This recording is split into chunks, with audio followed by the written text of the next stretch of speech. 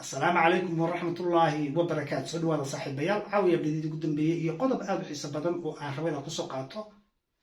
ودن كان هودك أما مامكي وقوي بريء سومالان دحدي لا أما حدود أي مكان ليهم طبعا وبقدركين ومكان لقبتي وانين سقولتي سمكة الرمية وكسر جدا بيش هارتي مامكي وقوي بريء كسر جدا مبتلم كسر جدا طبعا شكله اسمه قسمت هاي Somaliland ayaa qabatay oo ciidankii Somaliland ayaa qabtay waliba waxa ay meesha ku cadeeyeen dabcan markii labaad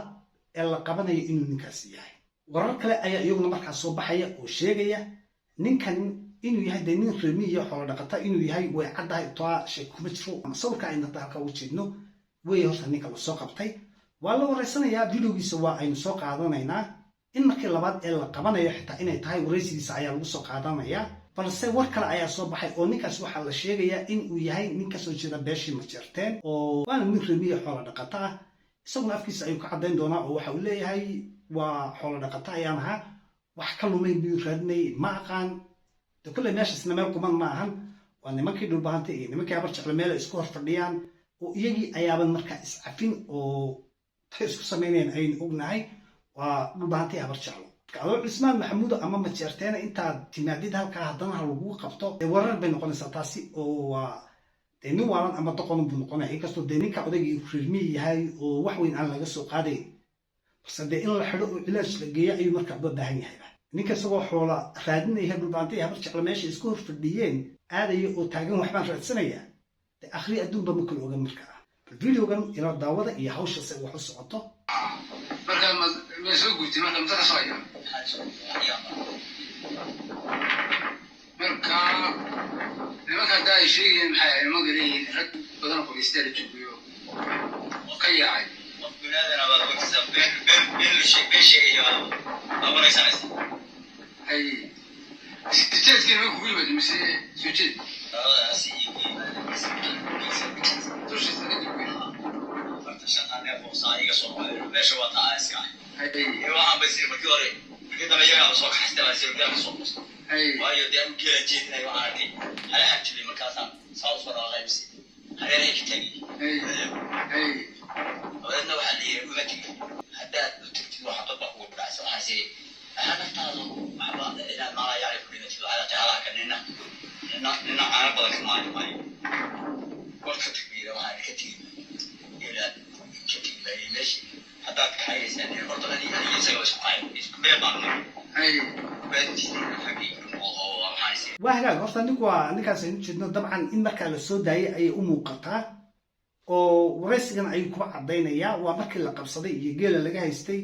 iyo wareysi iyo qaabkii markaa loola dhaqmay dabcan waa la soo daayay xumaan kale laguma sameyn balse isaga shakigii galay iyo hawshu markay dhacaysay in loo hanjabay oo leeyahay iska soo iyo xabada lagu dhufan ama la qabtay waxyaabahaas ay markaa ka hadlay oo uu sheegay waxa kale oo uu cadeeyay inuu markaa ka soo jeedo waa beeshii Majeerteen oo reerkii Ciise Maxamuud Mudhaam iyo Cusmaan Maxamuud labada mid buu sheegay inuu ka soo jeedo يا واحد استوى أنا عندي رجيم بعد كذا هذا عايز هذا هذا دور واحد كذا نليرو هذا هو إنه نقضي عاه يكون هذا إسكال على المدبات ومجموعة إسكال يا جيسان يا هذا اللي مجرته وعوي هو بريس لو يلو يتقبل ما كان قريو والله ما حنسي هذا بانسي هذا كذا يقول نقضي اسمع عربي أنا يا اسمع عربي اسمع يا والله يسوع allo alle warninkaas la qabtay ee beeshii Majeerteen ah oo cadeystay iyo wasta dadka reemiga markay guuraha waa iska dhibadayeen warninka dhulbaante iyo habar jecel dhaxdoodii anfac ka soo raadiyay ninkaas cid walba ka geysan yahay maxaa yeelay habar jecel iyo dhulbaante labadoodii baa naar oo waxba isoo ogolayn oo meeshii dhaxdoodii waxay rabaan ay isku sameeyaan waxay cafinayaan iyo waxay deynayaan midna meeshii markaa ma jirto de kuwa iyagu markaa hawl isla wado wax isweydaarsanaya oo dee jaad iyo waxyaabo kaloo saasa ma sheegin balse meeshii dee meel shimbiri mari karta maaha يعني اللي داعي أساس اللي داعي والله أنا اللي يقولي هادي حد أنا اللي يقولي كم طبعا كان سويستي أنا اللي داعي ديتي ولا أنا اللي داعي ها أنا اللي داعي أنا اللي داعي طيب ما تقول عندي أي واحد يديني أنا ما أعرف حد يخاطر إيه ما هذا شو قام يسوي marka waxa weeye waduu weyn baa laga kacay ما غشى لأننا غريب شو كسر قريباتها ليش أنا واحد يروح بحب الجلال هل كان قد جري شوكتي لا يعني قبل وجلس ما لقوا لا واحد ninkan odayga ah ee kasoo jeeda beeshii majartay ee reerguuraaga ah dabcan dee meeshii daaqsin iyo waxbay remiigi usoo doonteen balse waxaan kula talin lahaa mayo de dadka ay wacyigelinaha lagu sameeyo oo meeshan waa goob dadka ka caaganba inay maraan inay xitaa shimbiruhu duulaan baa meeshii ay ka caagan tahay oo labadaa reer wixii dhex yimaada dee naarahay ka waraabinayaan in marka uu deegaanka aadaba maysan ahayn dabcan hadda raggan wareysanaya waa somaliland raggii kasoo jeeday waxay taageen dee hadda dhibi kuma soo gaadhayso annagaa kula joogna raggii markaa hore ee qabtay ma lahanba waa qaar ka duwan oo markaa lagu wareejiyey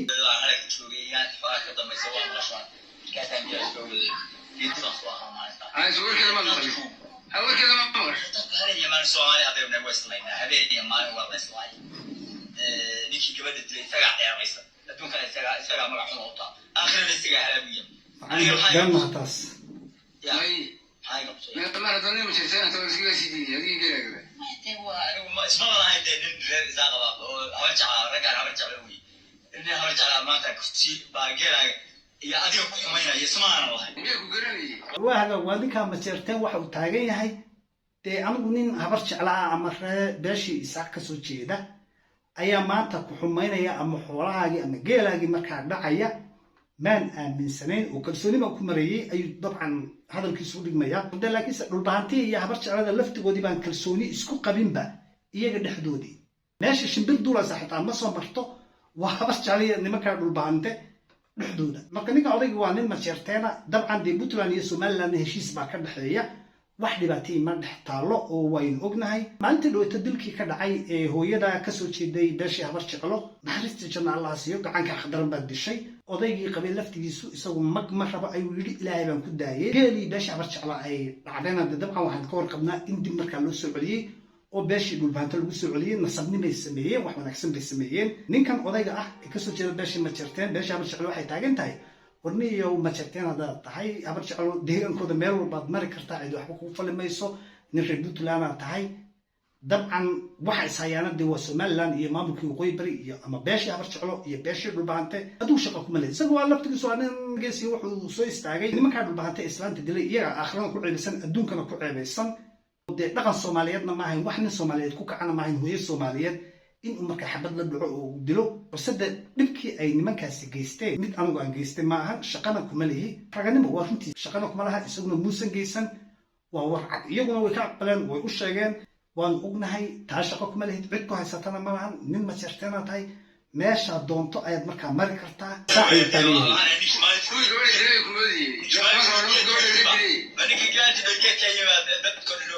ما أنت بتكيك فوق الكيك لقوا يجيب على هذا لو بريدي هذا ورا قدامي أنت واحد ردي ويا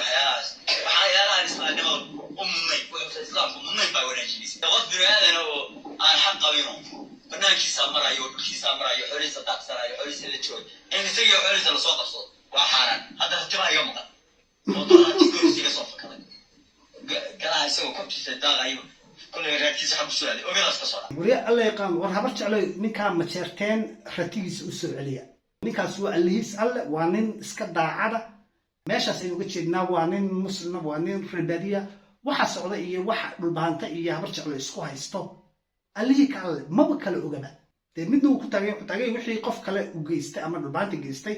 dee in aniga markaa la ii qabsado ama xoogay lagu gilgilo waaba qalad buu taagay waa runtiisa waa laga garbaxay qalad bay ahayd ka raalli ahaw ayaa ay dhaheen nimayo ninkaas beesha habar jeclo si wanaagsan ba uga garbaxday wixii qalad ay meesha ka dhacayna waa laga raaligeliyey balse soomaali ha ogaato ama majeerteen ahaw ama hartiga kale ahaw ama saaqa kale ahaada war soomaali ay dhulbahante iyo habar jeclo dhexdooda warnimayo meesha wanaag ma yaallo ninkii socodku maraya kii xoola ka dhumeen oo xoola dhaqato ah war meesha nimayo labadaa nin dhexdooda ah la iska ilaaliyo wanaag meeshaas ma yaallo iyagii baan isdaynin qofkii soo dhex galna dee dabcan hawaday ku dubanayaan markaas cafin maaya ninkaas odaygan dee dabcan waa u jeednaa waa la soo daaya waa laga raaligeliyay bal wixii kusoo kordhayn arki doonaa videogana halkaasaan rabaa inaan kusoo gabagabeeyey intaan isugu maan doona video lamida iyo wixii kusoo kordhay insha allah waxaan idinkaga tegayaa wassalaamu calaykum waraxmatullaahi wabarakaatu